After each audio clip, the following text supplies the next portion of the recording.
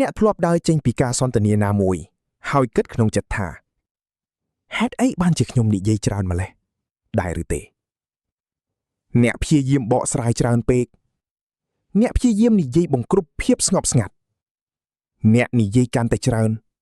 តែអារម្មណ៍ខ្លួនឯងបែរជាតូចទាបទៅវិញផ្ទុយទៅវិញតែងតែមានមនុស្សម្នាក់គេមិនសូវនិយាយច្រើនទេតែពេលគេហៅមាត់ម្ដងម្នាក់នាំគ្នាស្ដាប់ដោយយកចិត្តទុកដាក់ចុះបើការគោរពមិនមែនបានមកពីការនិយាយច្រើនតែបានមកពីការនិយាយឲ្យតិចវិញនោះផ្នែកទី1បញ្ហាការនិយាយច្រើនពេកសម្លាប់តម្លៃខ្លួនឯងមនុស្សភាគច្រើនគិតថាការទទួលបានការគោរពគឺទាល់តែគេឮសំឡេងយើងដូច្នេះពួកគេព្យាយាមបង្ហាញសមត្ថភាព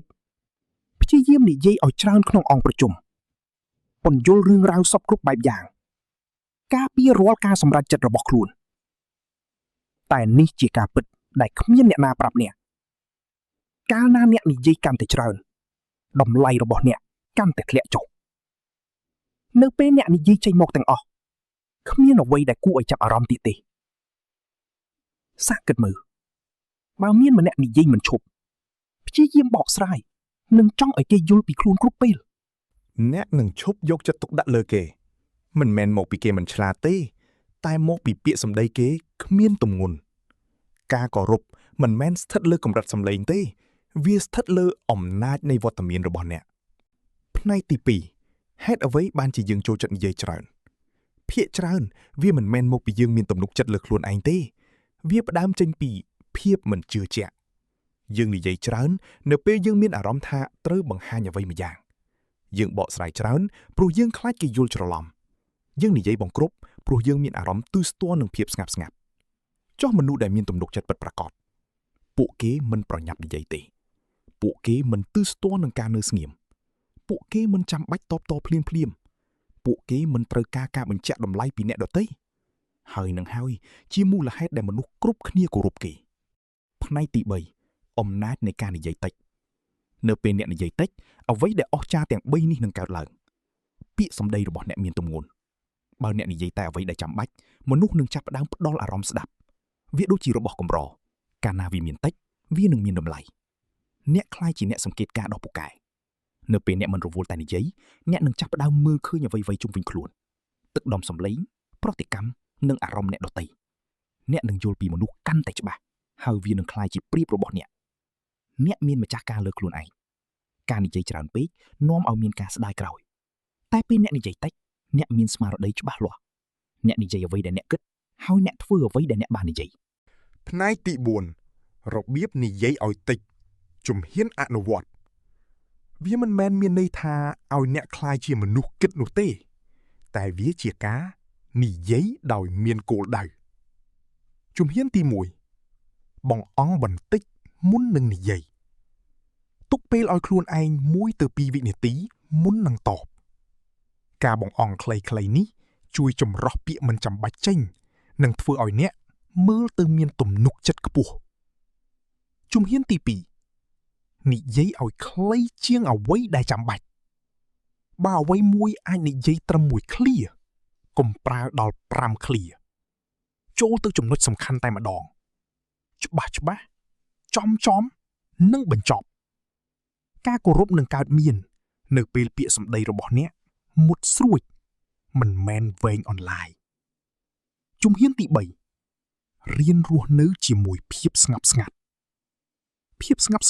អាចមើលទៅទើសទាល់តែវាមានអំណាចបន្ទាប់ពីនិយាយរឿងសំខាន់រួច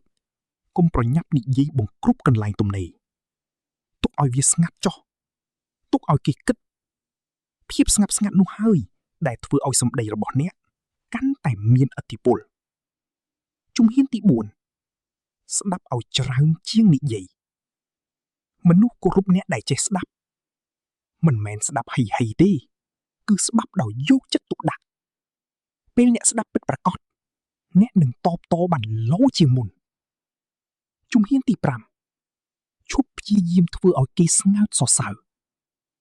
នៅខណៈដែលអ្នកឈប់ព្យាយាមបង្អួតខ្លួនឯងអ្នកនឹងមើលទៅគួរឲ្យកោតសរសើរបំផុត មិនបាច់បង្ហាញគ្រប់យ៉ាងដែលអ្នកដឹងទេទុកឲ្យសកម្មភាពនិងលទ្ធផលរបស់អ្នកជាអ្នក ទុកឲ្យសកម្មភាពនិងលទ្ធផលរបស់អ្នកជាអ្នកនិយាយជំនួសវិញផ្នែកទី5ការផ្លាស់ប្ដូរផ្នត់គំនិតការនិយាយតិចមិនមែនជាការលាក់បាំងឬខ្លាចញញើទេវាគឺជាការដឹងពីតម្លៃខ្លួនឯងនៅពេលអ្នកដឹងពីតម្លៃខ្លួនឯងអ្នកមិនចាំបាច់ដណ្ដើមការចាប់អារម្មណ៍ទេអ្នកមិនបង្ខំឲ្យសំឡេងខ្លួនឯងត្រូវតែឮគ្រប់ពេលនោះទេ